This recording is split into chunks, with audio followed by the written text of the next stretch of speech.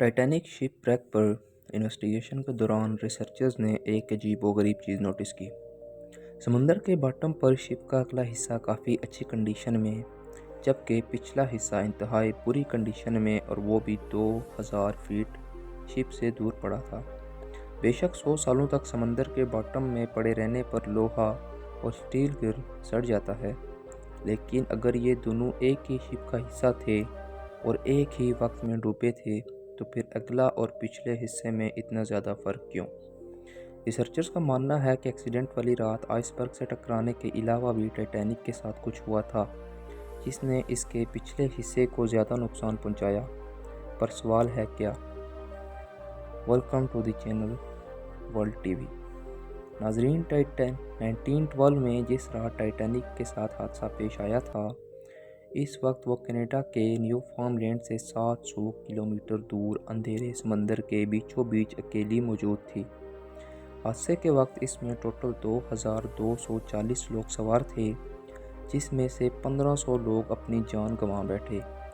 वो जिसको कहा जाता था कि वो कुदरत की ताकत के सामने देखते ही देखते काले समंदर की नज़र हो गई। इस हादसे के चश्मे-दीद गवाह आई विटनेस सिर्फ वो लोग थे जो किसी तरह शिप से निकलकर अटलांटिक ओशन के ठंडे पानी में कूद गए थे। आइसबर्ग टकराने से लेकर शिप के डूबने तक जो कुछ भी हुआ, इसका रिकॉर्ड इन आई विटनेस के सिवा और किसी के पास नहीं था, जो कि ठंडे पानी से लड़ने में मसरूफ़ थे। पहले रेस्क्यू शिप RMS कारपैथिया पहुंची थी। वो भी खुशकिस्मती थी कि इनको टाइटैनिक का मैसेज मिल गया, वरना जो लोग ठंडे पानी में ज़िंदगी और मौत की जंग लड़ रहे थे, इनकी जान भी नहीं बचती। और टाइटैनिक के हादसे के बारे में आज तक किसी को भी मालूम ना पड़ता। इन्वेस्टिगेशन के दौरान पहले तो किसी को भी मालूम नहीं था कि शिप के साथ हुआ क्या है। आइसबर्ग से टक्कर हुई थी। इन बयानात को मौके पर मौजूद आइसबर्ग को देखकर कंफर्म भी किया गया, जिस पर टाइटैनिक का रेड पेंट अभी तक लगा हुआ था। हादसे के बाद आई विटनेस और एविडेंस को देखते हुए इन्वेस्टिगेशन रिपोर्ट में बताया गया कि टाइटैनिक के राइट साइड पर आइसबर्ग ने 300 फीट बड़ा सुराख छोड़ दिया था। यानी टाइटैनिक की पूरी साइड का 1/3 हिस्सा फट गया, और दूसरी तरफ आई विटनेस का कहना था कि शिप को डूबने में करीब 2.5 घंटे लगे थे। इन्वेस्टिगेटर का मानना है कि अगर आइसबर्ग ने वाकई टाइटैनिक पर 300 फीट का सुराख छोड़ा था, तो इसको 2.5 में नहीं बल्कि चंद मिनटों में ही डूब जाना चाहिए था। पर सच्चाई क्या थी, ये इस वक्त किसी को भी मालूम ना पड़ सकी। सच्चाई जानने के लिए ज़रूरी था कि टाइटैनिक शिप को ढूंढा जाए। कई सालों तक टाइटैनिक की तलाश जारी रही, और हर गुज़रते साल ये मिस्ट्री और ज़्यादा संगीन होती गई। आखिरकार 73 ईयर्स के बाद जब टाइटैनिक का मलबा मिला, तो ये मरीन इंडस्ट्री के लिए एक बहुत बड़ा ब्रेक थ्रू था। वो सारे सवालात जो टाइटैनिक अपने पीछे छोड़ गई थी, इनके जवाब ढूंढने का वक्त आ गया था। अटलांटिक ओशन की 4000 मीटर गहराई में पिछली कई दहाइयों से टाइटैनिक का मलबा काले अंधेरे में मौजूद था। कई एक्सपर्ट्स अरेंज किए गए थे, जिन्होंने शिपरेक की लातादाद फ़ोटो कैच की। ओशियानिक एक्सप्लोरर PH नॉर्शले ने 30 से ज़्यादा मरतबा टाइटैनिक के मलबे का दौरा किया, लेकिन उन्होंने 300 फीट बड़ा सुराख एक बार भी नहीं देखा। अलबत्ता टाइटैनिक की इस प्रोफाइल फ़ोटो में 30 फुट का ये एरिया ज़ाहिर करता है कि यहाँ हर कोई चीज़ आकर लगी थी।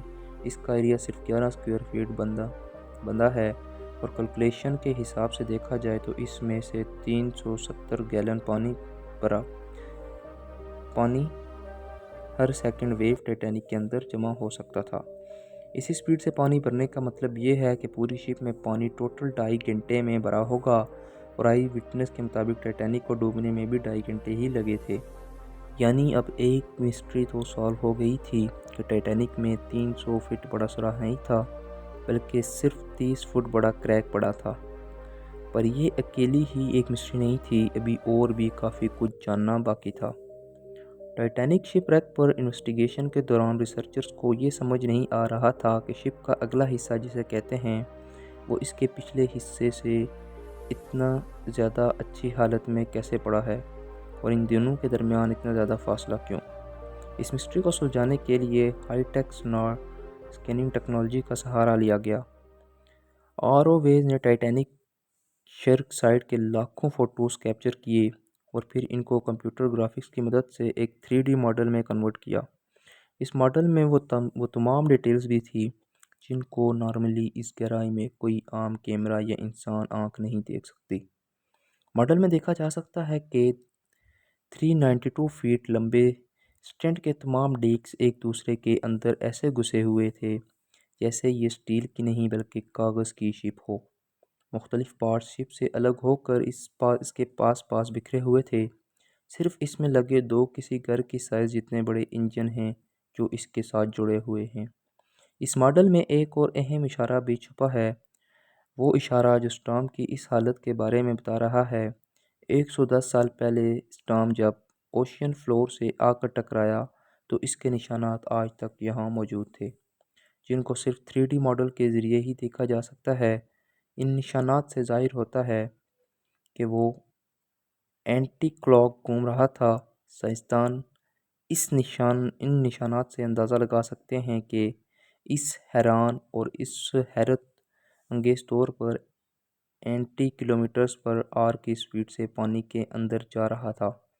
شپ کا پچھلا حصہ جب اتنی سپیڈ سے پانی کی گہرائی میں جا رہا تھا تو پانی سے پیدا ہونے والی فورسز نے شپ کے لوورز کو اکھاڑ دیا اور جب وہ 4 کلومیٹر نیچے اوشن فلور سے ٹکرایا تو اس کے سارے ٹیکس ایک دوسرے کے اندر دھنس گئے۔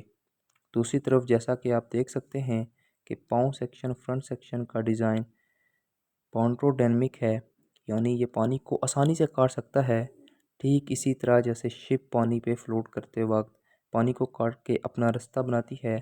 یہی وجہ ہے کہ باؤ سیکشن اسٹاک کے مقابلے میں نہ ہی روٹیٹ کر رہا تھا اور نہ ہی پانی کی فورسز اس پر ڈائریکٹلی اٹیک کر سکتی تھی۔